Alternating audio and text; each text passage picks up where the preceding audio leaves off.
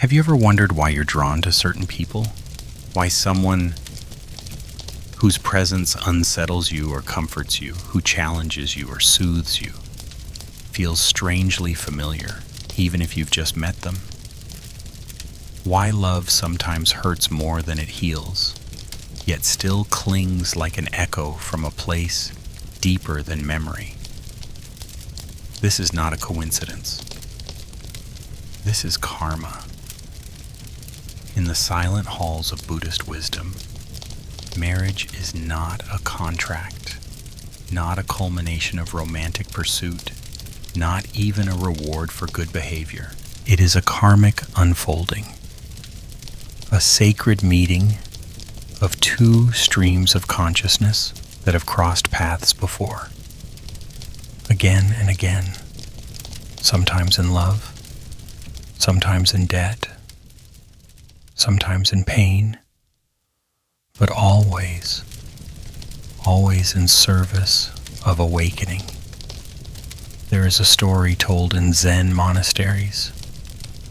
One day, as the morning fog curled over the stone paths of the temple, a monk sat in stillness. In the distance he heard voices rising, sharp, agitated.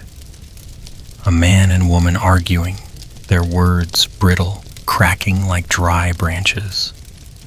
To passers-by, they seemed mismatched, even hostile toward one another. Why do they stay together? One novice whispered to another. The old monk opened his eyes and answered softly, because they are bound, not by affection, but by karma. It may sound cruel, but it is not. It is precise. Every encounter we experience is woven from threads that stretch beyond what we can see.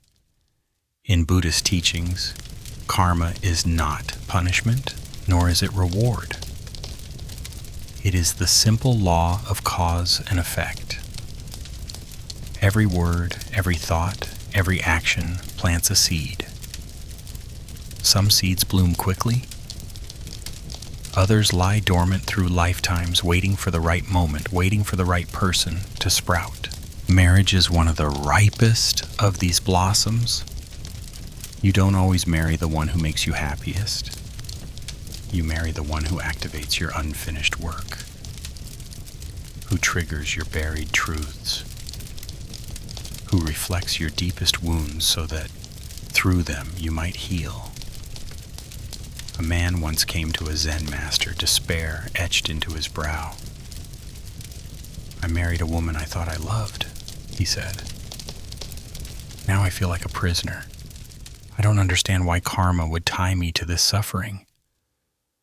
The master replied, "Because karma does not bind you to comfort. It binds you to clarity." In other words, the universe does not give us the partner we want. It gives us the partner we need. Not to complete us, but to reveal us. To strip away our illusions, to confront our false beliefs, to awaken us from the dreams of who we pretend to be. Sometimes that feels like falling in love. Sometimes it feels like falling apart. There is a woman I once met on retreat. Quiet, intelligent, gentle-hearted. She had married a man everyone warned her about. He was distant, moody, sometimes cruel. Yet she said, "My heart recognized something, even if my mind didn't understand." Years later, after her marriage had crumbled, she returned to the same retreat center. There, an old temple caretaker told her gently, "He owed you a debt of pain, and the universe gave you front row seats to its repayment." This too is karma. It is not always soft. It is not always fair, but it is always just. Sometimes what we call love at first sight is simply a karmic bond snapping back into alignment. A forgotten promise. A soul we left unfinished. A lesson we tried to skip. We feel drawn to them, not because of who they are, but because of what they represent, our own soul's journey continuing. And yet karma is not a curse. It is not a sentence. It is an invitation, a path.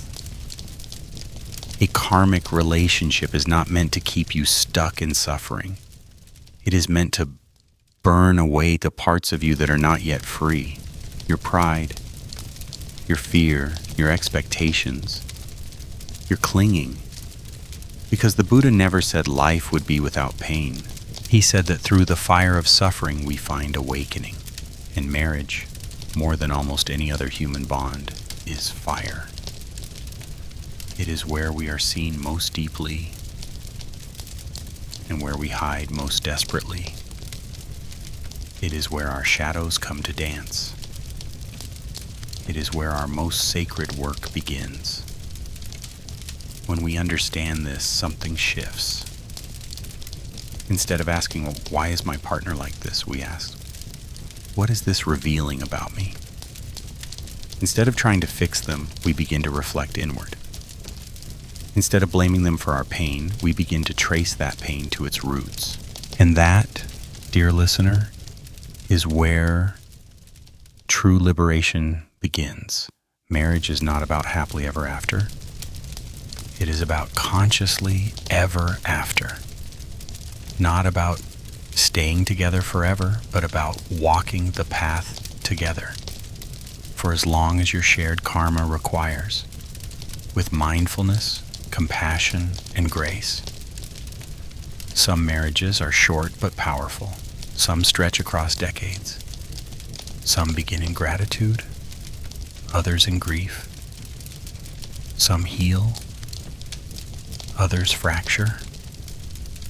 All of them, when viewed through the eyes of awakening, are sacred. So I ask you now, not as a teacher, but as a fellow traveler, look at the partner beside you, or the one you once loved, or the one your heart still yearns for. Ask yourself, why them? Not why they were good or bad, not why they stayed or left, but why your soul called theirs. You may not know the answer, not fully, not yet, but if you sit with the question, quietly, honestly, with the stillness of a monk on a foggy morning, you may begin to feel the karmic seed begin to stir. And that perhaps is enough. The journey of awakening through marriage begins not with answers, but with awareness. The awareness that love is not always light. Sometimes it is the flame that burns through everything false, so that only the truth remains. Are you ready to walk into that fire? Then take the first step, and I'll walk beside you. They come, often in silence, carrying invisible burdens. Some wear the smile of duty, others bear the weight of regret. You see them at temples, on park benches, in coffee shops. The ones who glance down at their wedding rings and wonder how something once so full of hope now feels like a locked door. A man once came to a Zen master, shoulders heavy with defeat. I married the woman I thought I loved, he said. But now I feel trapped. Everything she does frustrates me. Every day feels like a battle. Why would karma bind me to someone who makes me so unhappy? The master did not flinch. He simply said, karma does not bind you to comfort. It binds you to clarity. The man blinked, as if the words had struck a bell somewhere deep within him. Clarity, not comfort. The difference is everything. In the teachings of the Buddha, suffering is not a mistake. It is a mirror. It is the bell that wakes us. a marriage that stings, that burns, that exposes your nerves. This is not karmic punishment, it is karmic precision. Because the soul's purpose is not to be soothed, it is to be freed. And freedom does not come from ease, it comes from truth. Often a painful, inconvenient truth. The truth of who you are beneath the surface, the truth of your attachments, your pride, your expectations, your fear. And marriage in its most raw form is a crucible for that truth. It strips away illusion. It cracks your mask. It pushes your buttons, not because your partner is cruel, but because karma is kind in ways the ego cannot understand. Consider this. If you had no wounds, your partner's words would not sting. If you had no fear of abandonment, their silence wouldn't echo. If you were whole within, their criticism would feel like wind, not daggers. But we are not whole. Not yet. And so we are drawn not to the partner who completes us, but to the one who shows us where we are not yet complete. That is the brilliance and the brutality of karmic marriage. The illusion many carry into love is that they will find refuge there, that the relationship will bring them peace. But peace is not a product of partnership. Peace is the fruit of inner clarity. And sometimes the only way to reach it is to pass through the fire of discomfort. A woman once told me, I thought marriage would be the end of my loneliness, but somehow being with him made me feel even more alone. When I asked her what that loneliness reminded her of, her voice faltered. Childhood, she whispered. Sitting alone on the stairs, waiting for someone to notice I was crying. That loneliness had never left. It had simply found a new stage, a new scene, a new actor. Her husband was not the cause, he was the catalyst. Her marriage was not the problem, it was the mirror. That's what karma does. It does not place us where we will be most pleased. It places us where we are most likely to awaken. You may not want that mirror. You may resist it. You may break it, scream at it, run from it. But it will follow you. Not because you're cursed, but because the soul does not forget what it came here to learn. And it will keep offering you reflections until you see clearly. That is why relationships repeat, why patterns recycle. You may leave the person, but if you do not heal the wound, you will meet them again in another face, another body, another life. This is the great kindness of karma. It never gives up on you, and it always, always points inward. So when your partner withdraws, instead of asking, why won't they love me? Ask, where have I withdrawn from myself? When your partner criticizes, instead of, why are they so cruel? Ask, what part of me already believes I am not enough? When your partner controls or clings, instead of, why are they so needy?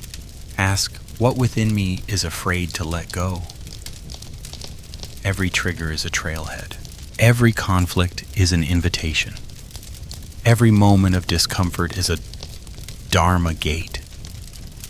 Walk through it. That is how karma works.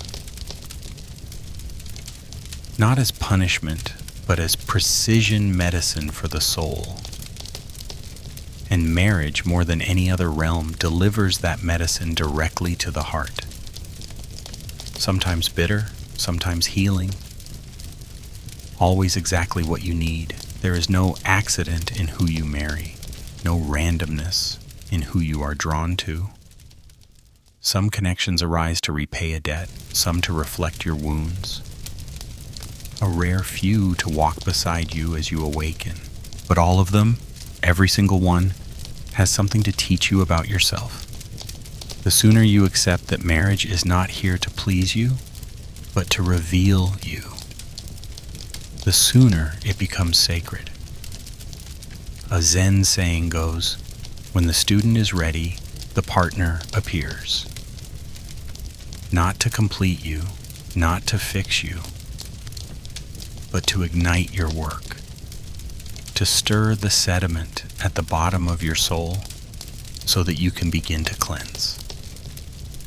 So the next time you find yourself frustrated with the person beside you, breathe, pause, ask, what are they revealing that I have not yet wanted to see? That question might save your marriage. More importantly, it might save your spirit. Because karma is not here to give you what you want. It is here to help you remember who you are. And who you are is not the role you play in the relationship. It is not wife or husband, right or wrong, victim or savior. Who you are is the one who watches, the one who learns, the one who, beneath all stories, is already free. But to remember that sometimes you must sit in the fire. You must let it burn away the illusion that comfort is the goal. It isn't. Clarity is. And in clarity there is peace beyond understanding. Not the peace of silence, but the peace of truth. A peace that says, I see now. I see why this is happening. I see what it's showing me. I see where I still cling, where I still ache, where I still forget. And I choose to stay present anyway. That, dear listener, is the path of conscious marriage. That is the path of awakening. That is the path karma has led you to. Are you willing to walk it? Then breathe, look into the mirror, and begin. Not all karmic marriages are the same. Some feel heavy from the very beginning, like chains wrapped around the ankles of your soul. Others begin in light and warmth, but eventually unravel, revealing threads of old sorrow stitched into the seams. And then there are those rare, almost sacred bonds that feel like walking alongside someone who has seen your shadows and still reaches for your hand. In Buddhist teachings, karmic marriages often take 3 primary forms. Each one is precise. Each one serves a distinct purpose.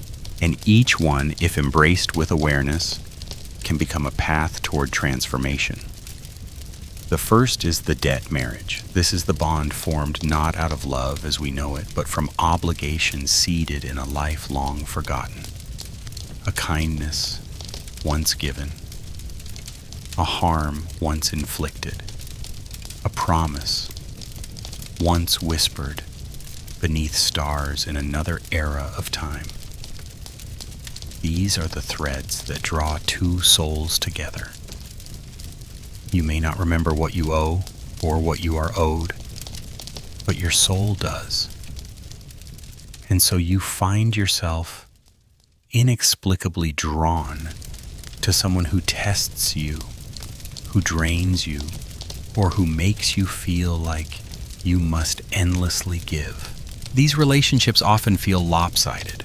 One partner gives more, one carries the weight, one endures. And though the world may say, why don't you leave? Your heart hesitates. Because somewhere within, you sense that something must be completed.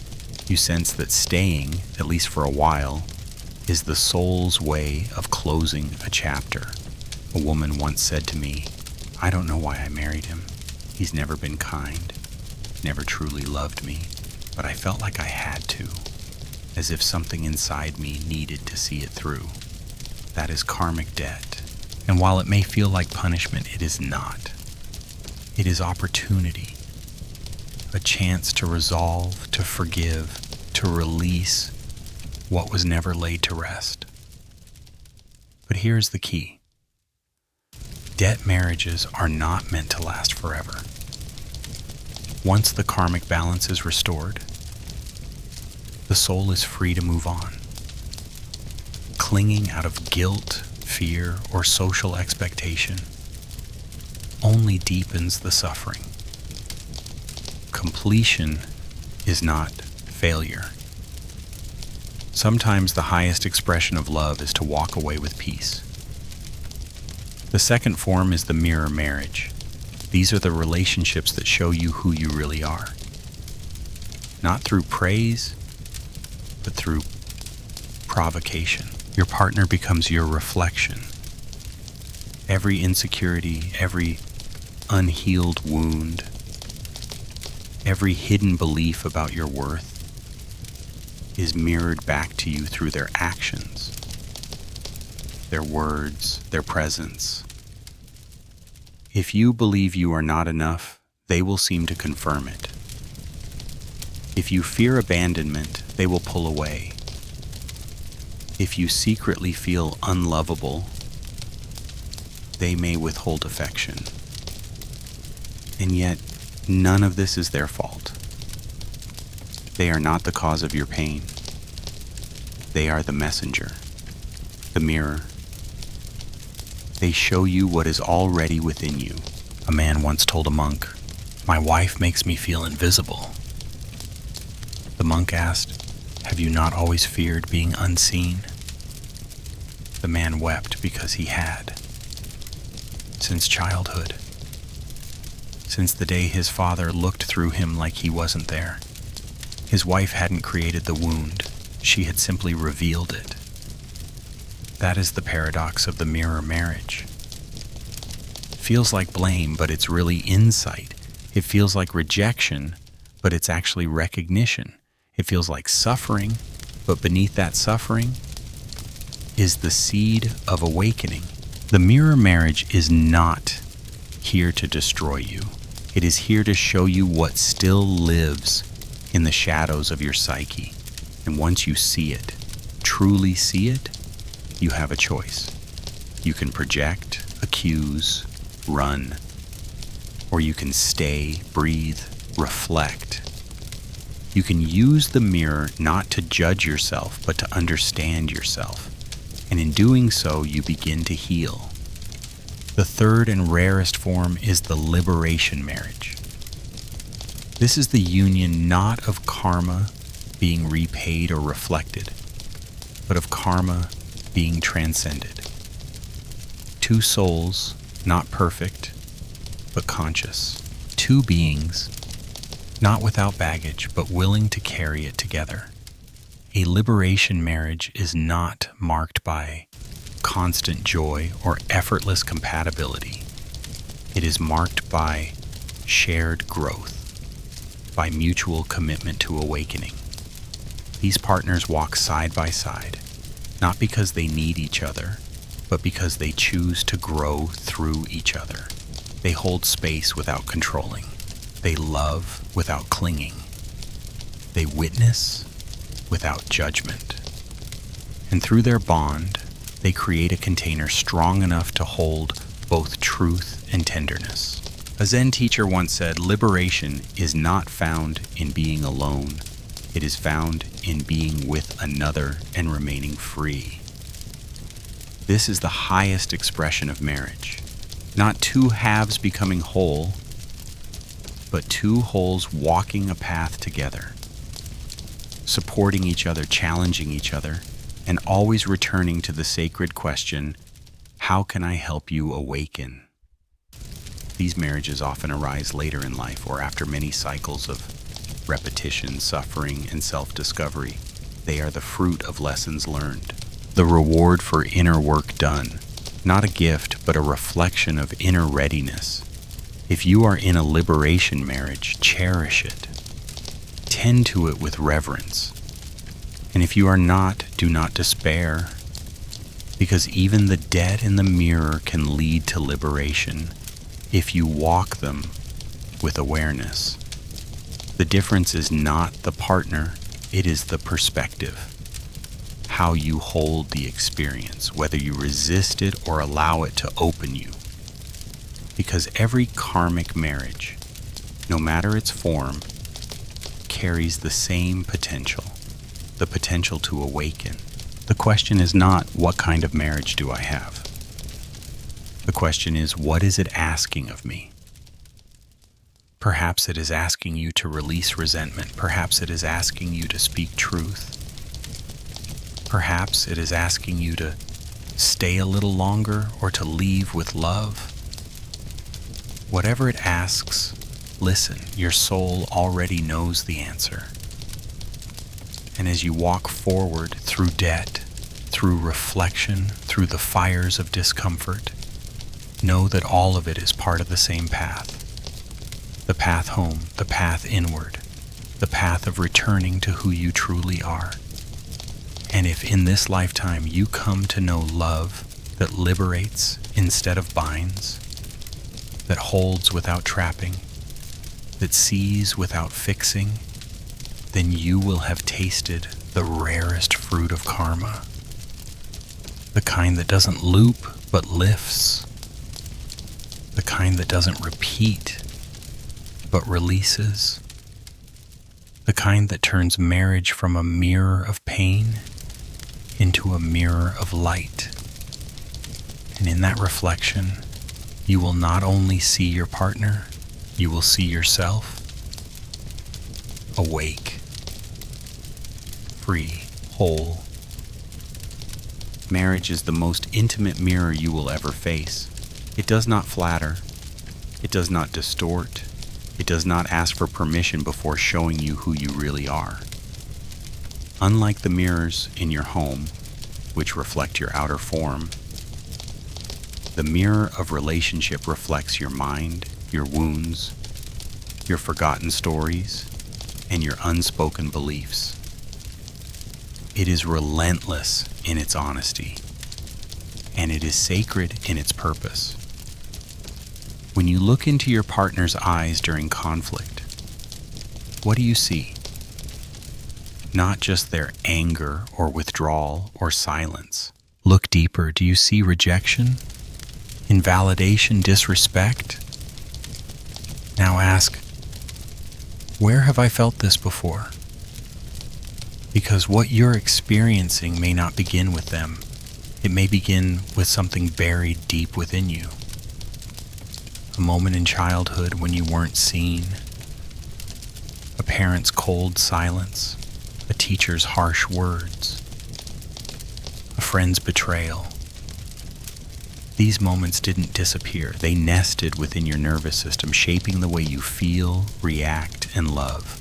And then one day your partner arrives, and without knowing it, they press the very buttons those memories wired into your body. Not to hurt you, but to show you what's still unhealed. This is the function of the karmic mirror. It is not punishment, it is invitation. Your partner is not your enemy. They are your reflection. A woman once said to me, "My husband criticizes me all the time. It makes me feel worthless." I asked her, before he ever said a word, "Did you already carry that belief?" Her silence was the answer. Yes, she'd carried it for years, perhaps even lifetimes. The mirror didn't create the wound. It simply revealed it. And in that revelation is your opportunity. You can fight the mirror, smash it, blame it, or you can soften. You can ask, what am I being shown? You can begin the work, not of changing your partner, but of healing the part of you that still believes you are not enough. This shift is radical. It moves you from reaction to reflection, from blame to understanding, from unconscious pain to conscious growth. But it is not easy, because the mirror doesn't only show you your wounds, it also shows you your projections. Projections are the stories we throw onto others without realizing it. We do this all the time. We see our partner's behavior through the lens of our past.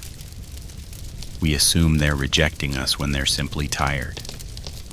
We assume they don't care when they're struggling to express themselves. We read into their silence, their sighs, their absence, not based on who they are, but on the ghosts of who once hurt us. And then we suffer, not because of what is, but because of what we've imagined. One of the most painful truths in marriage is that much of our suffering is self-created. Not because we are flawed, but because we are unaware. And awareness is the beginning of freedom. So pause. The next time you feel triggered, ask, what am I making this mean? What old story is being activated? Is this about now or is it about then? A man once told me, I get so angry when my wife ignores me. It's like I don't matter. When we explored that feeling, he realized that the rage wasn't about his wife. It was about a father who never listened, a childhood where his voice meant nothing. His wife had simply become the stage where that old drama played out. But once he saw that, something softened. His anger became grief. His grief became awareness, and with awareness came choice. He could now respond instead of react. He could speak instead of shout. He could meet the mirror not with fear, but with curiosity. That is the gift of reflection. It opens the door to healing, but it does more than that. It also reveals your light, because the mirror doesn't only reflect your shadows, it reflects your potential, your resilience, your capacity to love, forgive, and grow. Your partner might challenge you, but they also hold space for your evolution. They might frustrate you, but they also illuminate your strength. Through them, you see what you are capable of facing and becoming. That is no small thing. To be mirrored so deeply by another human being is both terrifying and transformative. It requires courage. It requires humility. And it requires the willingness to let go of the idea that your pain is always someone else's fault. Because it rarely is. Your pain is yours. Your healing is yours. Your partner may assist you. They may trigger you. But they are not responsible for your journey. You are. And when you claim that responsibility, everything shifts. You stop needing them to change.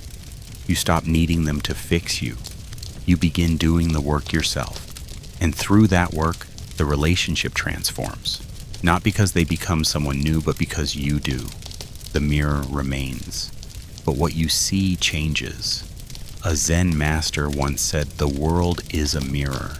Change your mind, and the reflection changes. Marriage is that mirror, magnified.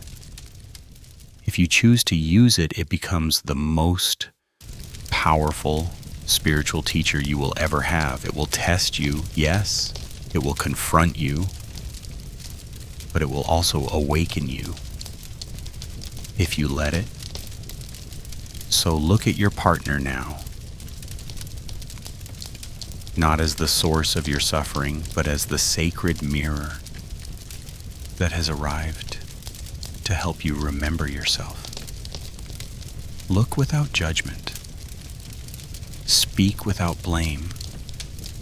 Love without clinging. And when the reflection feels too raw to bear, pause. breathe. Remind yourself, this is not punishment. This is clarity. This is not an ending. This is the beginning of truth. And the truth is, you are not broken. You are becoming.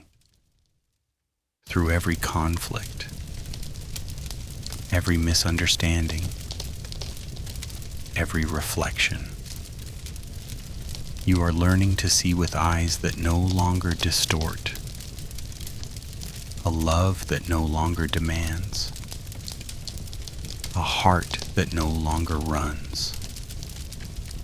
This is the mirror of relationship. Not always easy, rarely perfect, but always, always sacred. There is a story we tell ourselves in every relationship. A story about who we are, who the other is, and what love should feel like. But more often than not, that story isn't born in the present. It's inherited, conditioned, projected. Projection is not a flaw. It is a function of the human mind. We take the unresolved pieces of our past, the grief, the betrayal, the rejection, the shame, and we cast them onto the people closest to us, especially our partners. We see our wounds in their words. We hear our fears in their silence.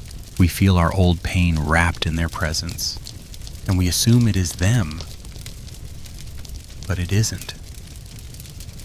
What we are truly experiencing is the shadow within, the parts of us we've buried, denied, or forgotten.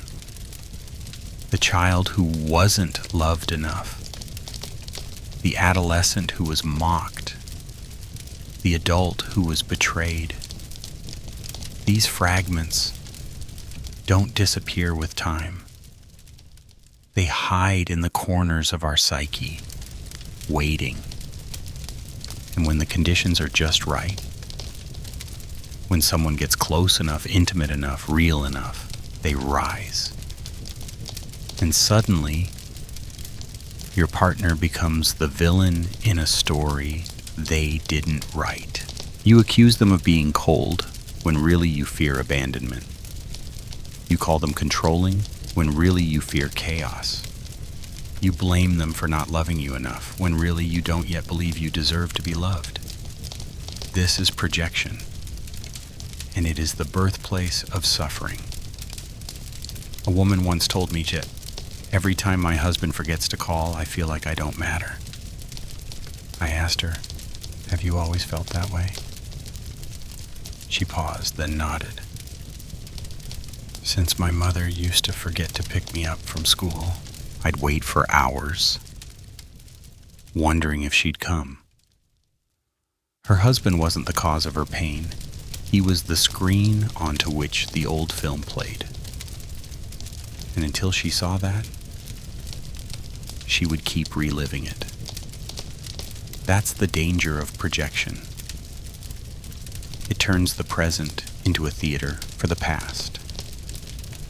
But here's the gift. If we're willing to see the movie for what it is, we can begin to rewrite the script. Not by changing our partner, but by integrating the shadow.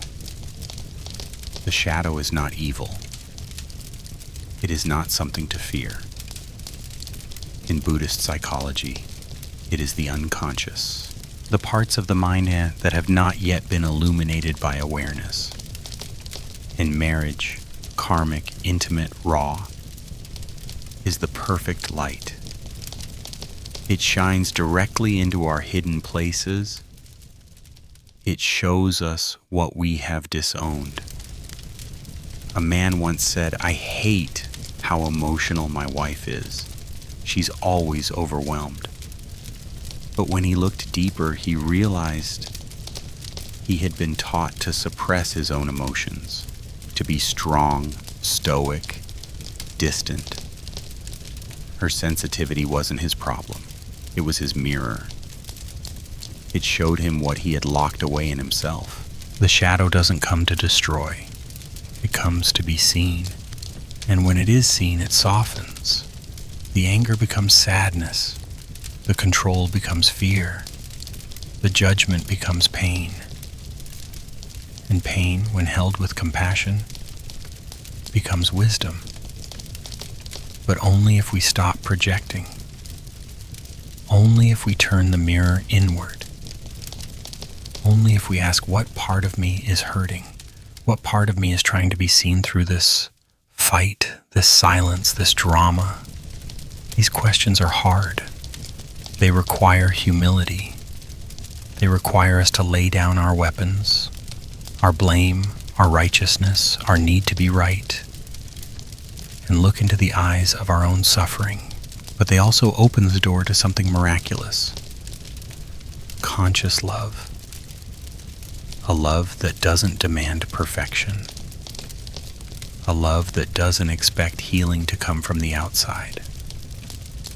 A love that understands that every time we are triggered, we are being guided toward the parts of ourselves that long for wholeness. Projection is the beginning of separation. Reflection is the beginning of union. When we project, we say, "You hurt me. You must change." When we reflect, we say, "I am hurting. Let me understand why." One blames, the other heals. And healing is the point, not just of the relationship, but of the karma beneath it. Because the truth is, many of us were drawn to our partners not because of chemistry, but because of karma. Our unconscious recognized something, a wound that matched our own, a pattern we hadn't yet broken, a soul we had unfinished business with. And in that magnetic pull, the shadow saw a chance to be healed. But healing does not happen in denial. It happens in awareness, in stillness, in deep, courageous honesty. It happens when you stop trying to fix the other and begin to embrace the brokenness in yourself, not as a flaw, but as a path. The shadow is not your enemy. It is your guide. And your partner, in their imperfection, is the one holding the lantern. Through every argument, every unmet expectation, every difficult moment, they are showing you the way in. Will you follow it or will you run? That is the choice in every karmic relationship, to awaken or to repeat, to blame or to reflect, to see the projection or to believe in the illusion. And the illusion is always this, that your partner is the problem. They are not. They are the mirror, and you are the one being shown. If you can accept that, not just with your mind, but with your heart, you will find that even the most painful moment can become a portal, a doorway to something deeper, to truth, to tenderness, to liberation. So the next time you look at your partner and feel anger rise, pause. Ask not what they are doing to you, but what part of you is trying to speak. Sit with it. Breathe with it. Let the shadow come. It has waited long enough. And once it is seen, truly seen, it no longer needs to scream. It no longer needs to hijack your love. It no longer needs to wear your partner's face. It can return to where it belongs, inside you. Not as an enemy, but as an ally, as a teacher, as a part of your becoming. That is the path. That is the practice. That is the sacred alchemy of marriage. A crucible for your healing, a mirror for your unconscious, a chance not to find someone who makes you whole, but to remember you already are. When you stop projecting, you stop distorting. When you stop distorting, you begin to see. And in that seeing, everything changes. The war ends, the masks fall, and what remains is not perfection, but presence, not fantasy, but reality, not blame, but love. Marriage is not only a mirror, it is also a classroom. And your partner is not just a reflection, they are a lesson.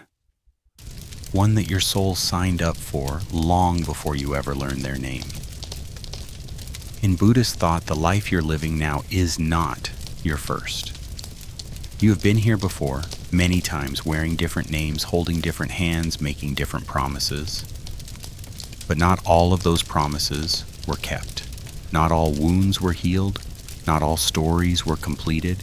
And so when something remains unfinished, it follows you, like a letter unsent, like a breath held too long, becomes homework, karmic homework.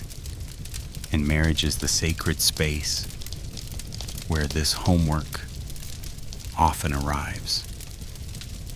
You may think you married for love, for companionship, for security, but on a deeper level, your soul was searching for the person whose presence would awaken your oldest lessons. Sometimes that lesson is forgiveness. Sometimes it's self-worth. Sometimes it's letting go. Sometimes it's learning to stay.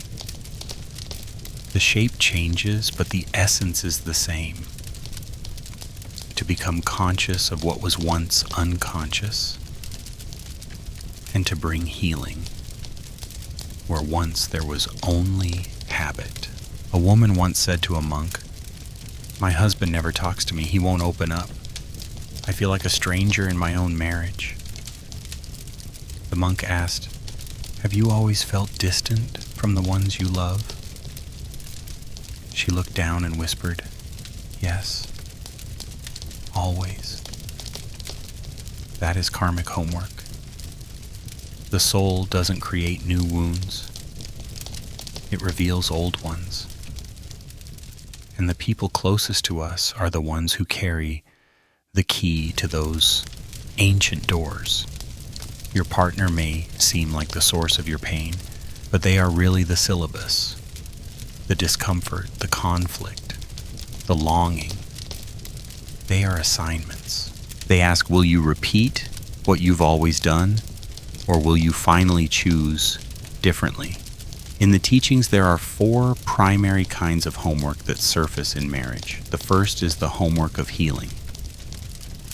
This is when your partner reactivates a wound you thought you had buried. It could be a fear of abandonment, a belief that you are not enough, a habit of shutting down to feel safe. These wounds often stem from childhood, but their roots stretch back even further. Your partner does not create the pain, but through their presence, the wound rises to the surface. And now for the first time, you have a choice. You can react, or you can heal. You can blame them, or you can hold yourself with compassion. The healing begins not when they stop triggering you, but when you stop abandoning yourself. The second is the homework of self-awareness. Many of us move through marriage on autopilot. We react to situations based on scripts written long ago. We blame our partner for making us feel a certain way, when in truth those feelings were already living inside us. Self-awareness is the radical practice of asking, why did I respond like that? What am I believing in this moment? What need is going unmet? And is it really their job to meet it? Or is it mine? A man once told me, I get angry every time she walks away during a fight. It makes me feel like I don't matter. When he reflected more deeply, he realized he had always felt invisible, especially during conflict. He wasn't angry at her. He was angry at the silence he had carried since childhood. That is the moment the homework begins. Not in changing her behavior, but in becoming aware of his own wound and how it shaped his perception. The third is the homework of forgiveness. Not all relationships are balanced. Not all stories end with harmony. Sometimes we are hurt deeply, and sometimes we hurt others. Forgiveness is not about forgetting. It is not about excusing. It is about releasing the hold that pain on your present. It is saying, I will no longer carry this anger as proof of my suffering. I choose peace instead. This forgiveness must be extended in all directions, to your partner, to yourself, and to the relationship as a whole. One woman carried resentment for years after her husband's betrayal. She said, I'll never trust again. But in time, she realized that her unforgiveness was not protecting her. It was imprisoning her. When she forgave, not for him, but for herself, something shifted. She didn't forget what happened, but she stopped letting it define her. The final form is the homework of liberation. This is the hardest to face because it often means letting go. Letting go of control, of expectations, of the belief that your partner must change for you to be okay. It is learning to love without possession, to be present without attachment, to stay in the moment even when the moment isn't what you wanted. Liberation may also mean ending a relationship, not from spite, but from completion. Not because you failed, but because the lesson is done. A man once sat in a Zen garden after a painful divorce. He asked the teacher, was it all a waste? The teacher handed him a lotus and replied, lotus blooms not in clear water, but in mud. What you went through was not waste. It was transformation. In truth, every marriage carries all 4 lessons: healing, self-awareness, forgiveness, and liberation. Sometimes all at once, sometimes one at a time. But the only way to pass the class is to show up, to be willing, to stay open, and to do the work. This is not easy, it is not comfortable, but it is sacred. Because through this work, you don't just become a better partner, you become a more awakened being, more whole, more grounded, more capable of love that is not rooted in fear, but in presence. So ask yourself, what patterns keep repeating? What feelings do I keep blaming on them that actually belong to me? What am I here to learn, and am I willing to learn it now, in this lifetime, with this person? Because the truth is, you can delay the homework, but you cannot escape it. What is left undone now will return, until it is completed, until it is healed, until it is seen through the eyes of truth. And if you do the work, if you meet the pain with compassion, if you meet the mirror with honesty, then one day you will wake up and realize the storm has passed. Not because the relationship changed, but because you did. because the soul doesn't seek comfort, it seeks completion. And in that completion, there is freedom. Letting go is not abandonment. It is not failure. It is not the absence of care. Letting go is the highest form of love. The kind that does not cling, does not control, does not grip with fear, but opens its palms and says, I trust what must unfold. In the path of marriage, there comes a moment, often quiet, sometimes devastating, when you realize that holding on is no longer helping. You've tried the words, the effort, the compromise, the waiting. You've tried to change them, tried to change yourself, tried to hold the relationship together like a vase cracked too many times. But the more you cling, the heavier it becomes. And something deep within begins to whisper, let go. This is the moment karma invites you to shift. Not to run away, not to numb or forget, but to release. Release the idea of who they should be. Release the timeline of how it should have gone. Release the belief that staying is always noble, or that leaving is always selfish. Letting go is not about geography. It is about energy. You can stay in the relationship and still let go. You can leave the relationship and still cling. The true letting go is within. In Buddhist teachings, attachment is not just to people. It is to identity, to expectation, to illusion. And it is this attachment, not the relationship itself, that causes suffering. A woman once told a monk, I stayed in my marriage until I couldn't feel myself anymore. I thought that was love. The monk placed a lotus in her hand and said, Lotus blooms not in clear water, but in mud. Your marriage was the mud. Your healing is the bloom. Letting go doesn't mean forgetting. It means forgiving. It doesn't mean severing. It means surrendering. And it begins the moment you stop forcing what no longer flows. Many of us were taught to grip tightly to love, to make it last at all costs. But love that must be clutched is already dying. True love breathes. It expands. It honors the seasons. Sometimes together, sometimes apart, the ego screams, if I let go, I'll lose everything. But the soul knows, if I don't let go, I'll lose myself. And the self is the only place where love can truly live. Because when you let go, something miraculous happens. The story softens. The wounds begin to heal. The space you were using to grasp becomes the space where grace can land. You no longer need them to be different for you to be okay.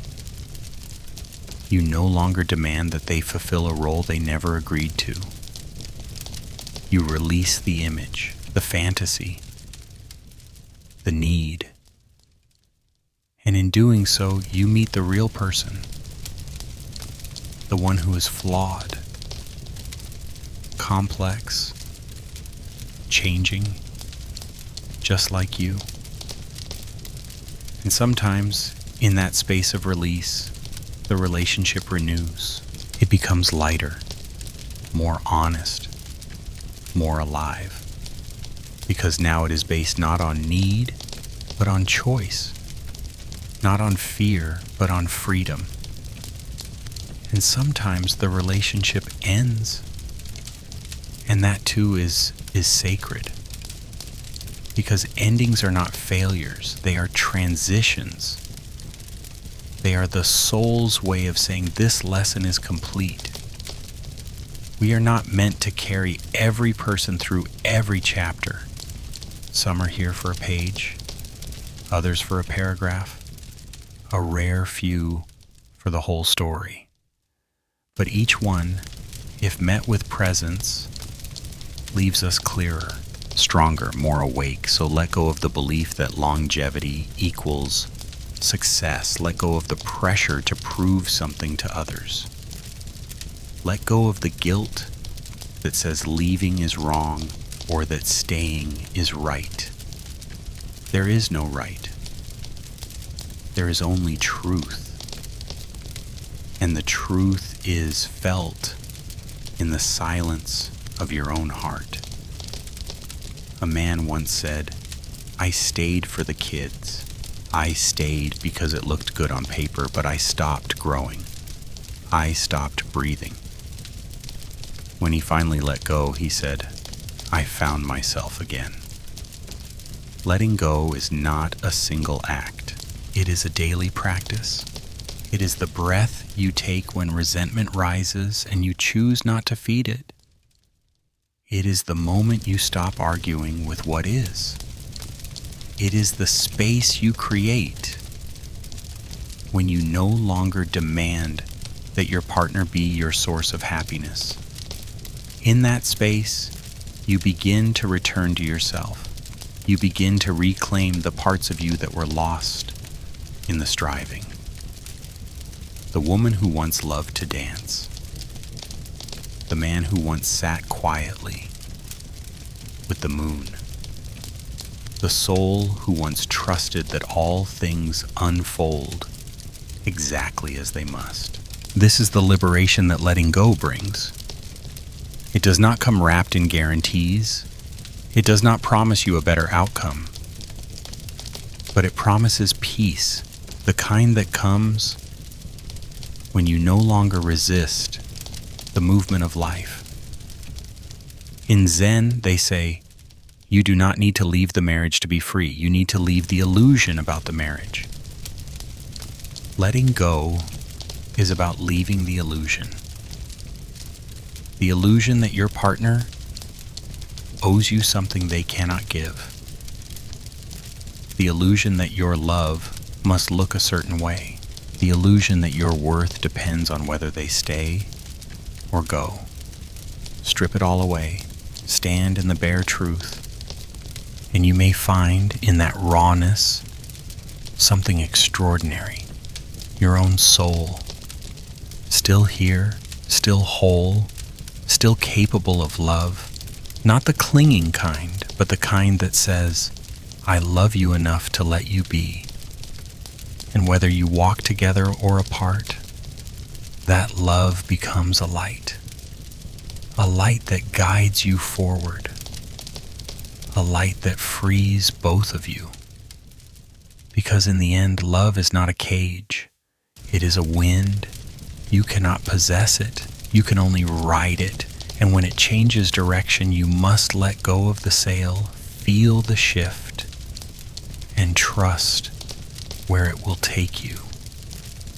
That is the practice. That is the release. That is the freedom beyond form. Forgiveness is not about forgetting. It is not about excusing. It is not even about reconciliation. Forgiveness is about freedom. The freedom to breathe again without the weight of what was done. The freedom to wake up without rehearsing old pain. The freedom to walk your path without dragging the ghosts of betrayal behind you. In the sacred fire of marriage, wounds are inevitable. Words will be said that should not be. Silences will grow where connection should live. Trust will tremble.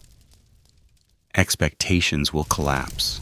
And sometimes your partner, the one you love most, will hurt you the deepest.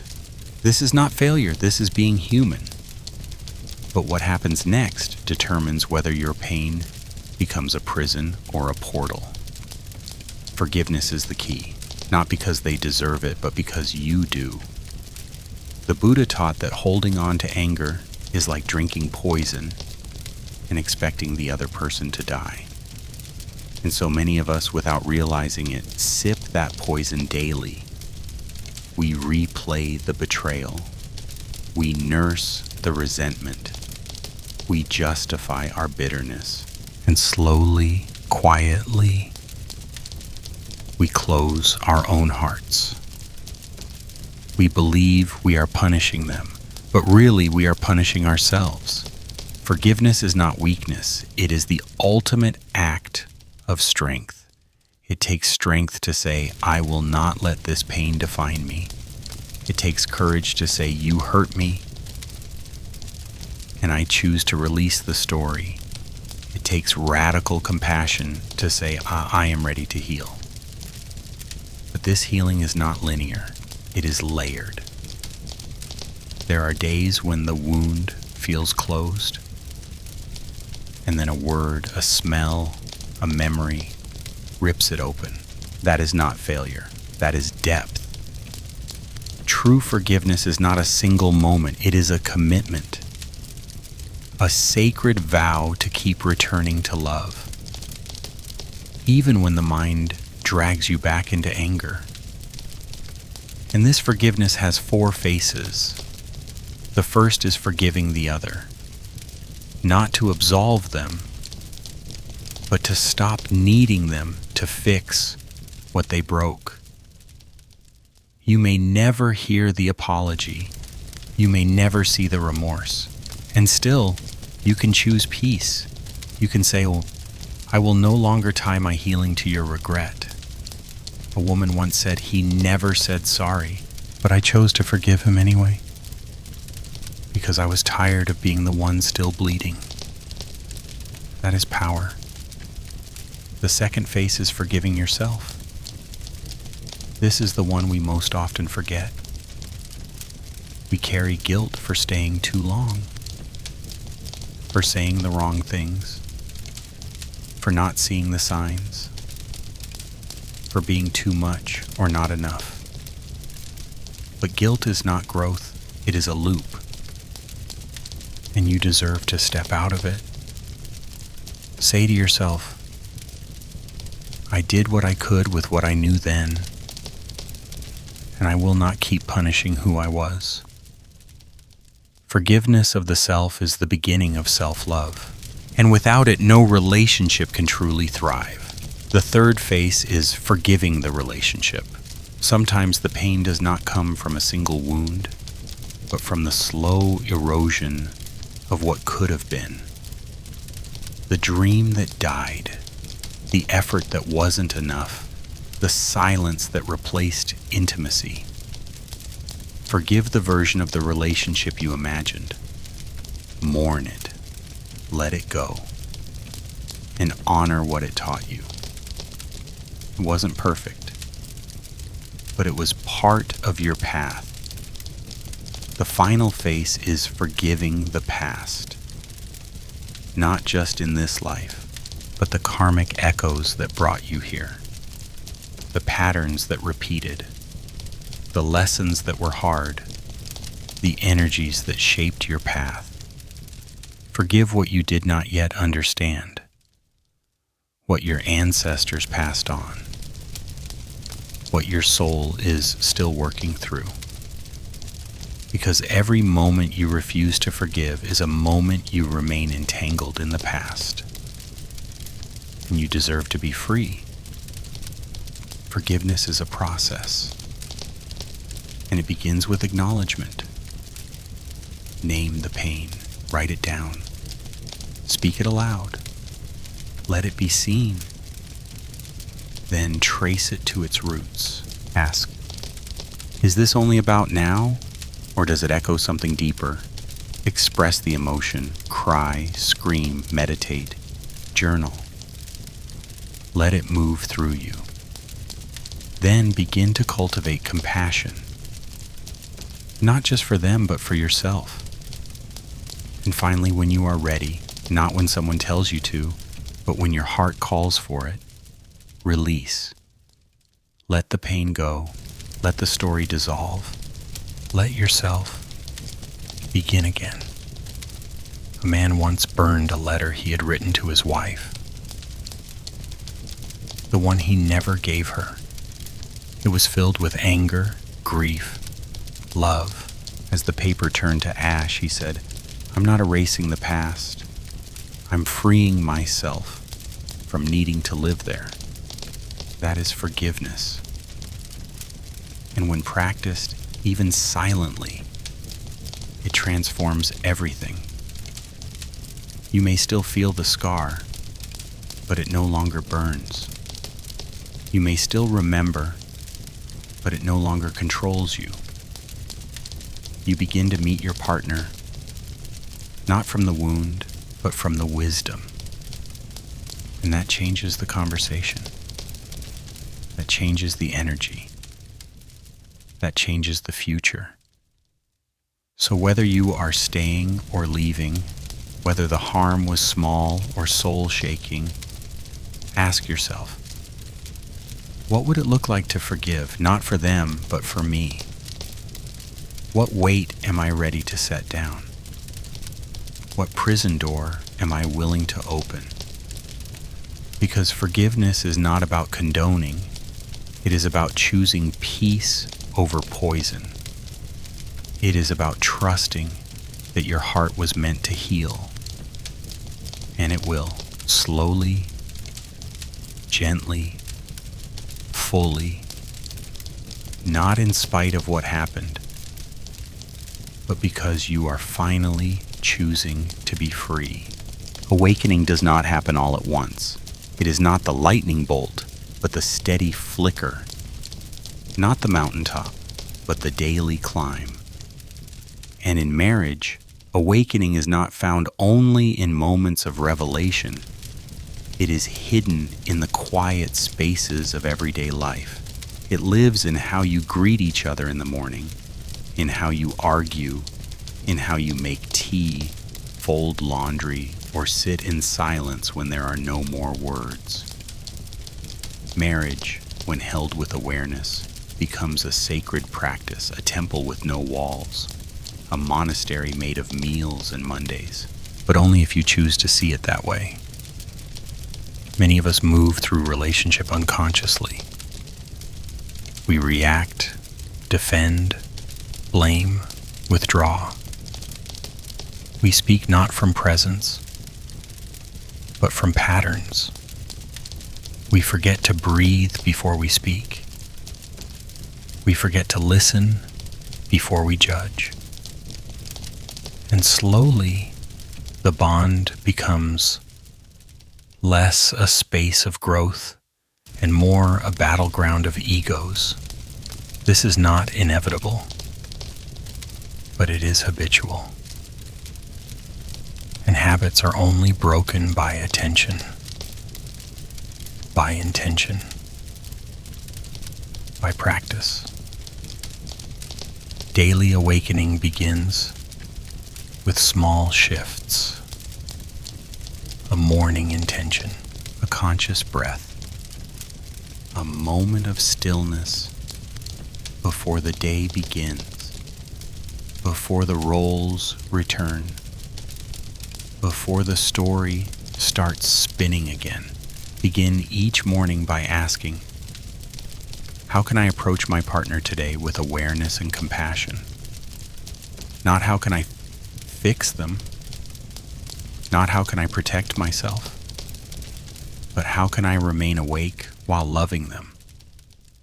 That question alone can soften your posture, open your eyes, and root you in presence. Throughout the day, remain mindful of your reactions. When conflict arises, pause. Breathe. Ask, what is this moment revealing about me? Not what's wrong with them, but what is being stirred in me. This pause creates space. And in that space, choice returns. You are no longer a slave to your triggers. You become a participant in your evolution. When you speak, speak with I instead of you. Not you never listen, but I feel unseen and I want to understand where this comes from. Language becomes a path, not to power, but to understanding. When you listen, listen fully, without rehearsing your rebuttal, without defending your position. Listen not just for facts, but for fear. Listen not just to respond, but to feel. That kind of listening is rare and sacred and healing. At night before sleep, practice gratitude. Name one thing about your partner you appreciate, even if it was a hard day, even if you argued, especially if you argued. Gratitude shifts your vision. It reminds you why you chose this path. It calls you back to the essence beneath the noise. Create rituals together. They need not be grand. Share a silent cup of tea, walk without phones, light a candle at dinner, hold hands for 30 seconds before sleep. These moments, when practiced with intention, become anchors. They tether you to the now. They remind you that your relationship is not a task.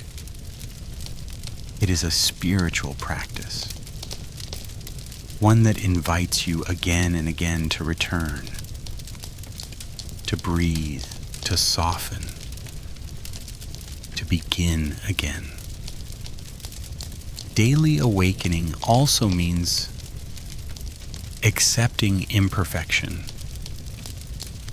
Some days you will forget, you will snap, you will withdraw, you will blame. That is not failure. That is being human. But if you can notice the pattern, you can shift the path. Say sorry, say thank you. Say, I was asleep just now, but I'm here again. That moment of return is the essence of the path. The ego hates repetition. It wants breakthroughs. The soul knows that transformation is in the returning, over and over. A Zen master once said, "Before enlightenment, chop wood, carry water. After enlightenment, chop wood, carry water." In marriage, before awakening, cook dinner, do laundry, clean the house. After awakening, do the same, but do it with presence, do it with love. Do it knowing that every small act is a seed, every word a doorway, every touch a teaching. Even your conflicts become part of the practice. They show you where you still cling, where you still fear, where the shadow still hides. Conflict, when held with awareness, becomes curriculum. It asks, what need is not being met? What story am I believing? What old pain is being reactivated? These questions dissolve blame and replace it with curiosity. And curiosity is the heart of awakening. So walk gently through your days. Let your relationship be your path. Not because it is always peaceful, but because it is always true. And truth, however messy, is sacred. There is no perfect practice. There is only the commitment to return. Over and over. Moment by moment. Choice by choice. To presence. To compassion. To love that sees without illusion. So ask yourself, what ritual can I begin today to bring more awareness to our life together? What phrase can I retire that no longer serves connection? What belief can I soften so that space for understanding may grow? Because when you treat your marriage as a practice, something shifts. It becomes less about outcomes, less about winning, less about being right. It becomes about growing, about seeing, about healing, and ultimately about remembering who you are beneath the roles, the reactions, and the routines. You are not here to fix your partner. You are here to know yourself through them. And when you meet them daily, Not with judgment, but with wonder, not with expectation, but with presence. You awaken, not once, but again, and again, and again. Marriage is not the destination. It is the mirror, the ultimate mirror. And within its reflection, you will not only see your partner, you will see yourself, not the self you show to the world, but the one beneath the surface, the one that longs to be seen, to be loved, to be healed, the one that carries shadows from childhood, echoes from past BBs, and the karmic seeds of unfinished lessons. In the stillness of this mirror, nothing is hidden. Not your fears, not your pride, not your deepest longings. Marriage reflects them all, and in doing so, offers the most powerful opportunity for awakening you will ever know. Because your partner is not here to complete you. They are here to reveal you, to awaken you, to stir the places you would rather keep numb, to reflect the beliefs you didn't know you were still carrying. I am not worthy. I am too much. I am not enough. These stories do not begin with them, but through them they rise to the surface, and once they rise, they can be released. If you choose to look with open eyes, if you choose to stay in the fire long enough to let it purify you. A woman once said to a monk, "I feel like I've lost myself in this marriage." The monk replied, "Perhaps you are not lost. Perhaps you are finally being shown who you are beneath the masks." That is the paradox of marriage. It strips you down not to break you, but to bring you home. Each trigger becomes a doorway. Each conflict becomes a practice. Each moment of pain becomes a teacher. And if you listen carefully, the lesson is always the same. Come back to yourself. Come back to presence. Come back to love. Not the kind of love that demands or clings or performs, but the love that sees clearly, holds gently, and lets go freely. This love is not romantic. It is radical. It does not ask, how can I get what I want? But what is life showing me now? It does not ask, how can I make you change? But how can I awaken through this? In this love, your partner is not a possession, not a savior, not a villain. They are a soul, walking their own path, inviting you again and again to walk yours, with more honesty, more compassion, more courage. You will be tempted to blame, to run, to control. That is natural. But if you pause, if you breathe, if you remember that this is the mirror, not the enemy, you can choose again. You can choose reflection over reaction. You can choose presence over projection. You can choose growth over comfort. This is the path of conscious relationship, not always easy, not always safe, but always sacred. Because the purpose of marriage is not to make you happy. It is to make you whole. And wholeness comes not through harmony alone, but through disruption, through truth, through fire. The fire that burns away illusion, that reveals the raw edges, that clears the way for clarity. And in that clarity, you see what's real. You see your wounds, but also your wisdom. You see your patterns, but also your potential. You see your partner not as the source of your suffering, but as the mirror that made your healing possible. Not every marriage will last. Not every story will end in togetherness. But every union, if entered with awareness, will serve its purpose. To teach, to reflect, to liberate. And that is enough. That is more than enough. A monk once told a story of a man who looked into a pond and hated what he saw. He yelled at the water. He threw stones at the ripples. But the image did not change. Years later, he returned.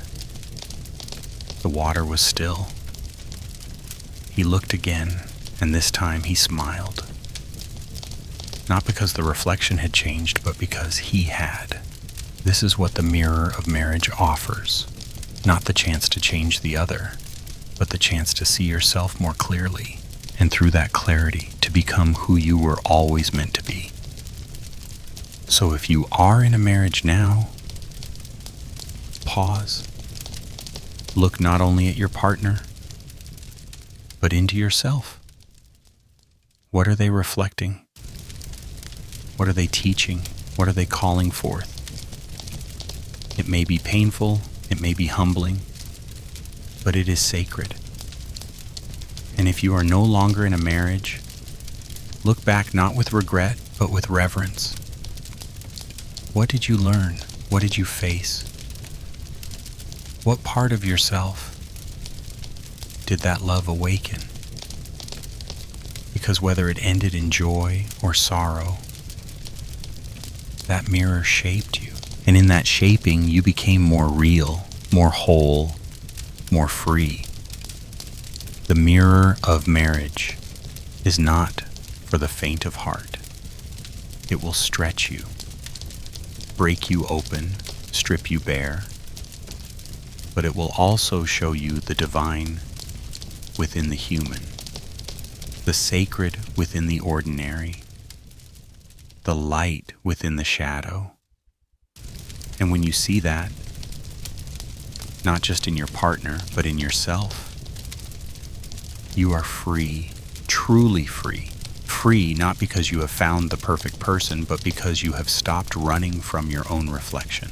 And that is the final teaching, that love was never meant to save you. It was meant to wake you. And marriage, when lived as a spiritual path, is the most powerful alarm. So walk it with eyes open, with heart open, with palms open. Let your partner be your mirror. Let the mirror be your teacher.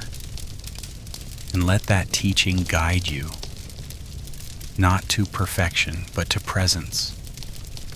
Not to possession, but to peace.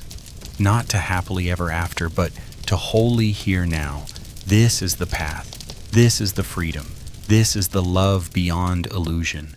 And in the stillness of that love, in the quiet gaze of your own reflection, you will remember. You are not broken, you are becoming. And the one who loves you enough to show you that truth, that is the greatest teacher of all.